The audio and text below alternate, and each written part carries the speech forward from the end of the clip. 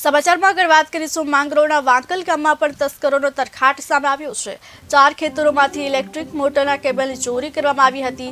Submersible મોટરના વાયરો ચોરી તસ્કરો ફરાર થયા હતા। ખેડૂતે વાંકલ પોલીસ મથકમાં ફરિયાદ નોંધાવી છે।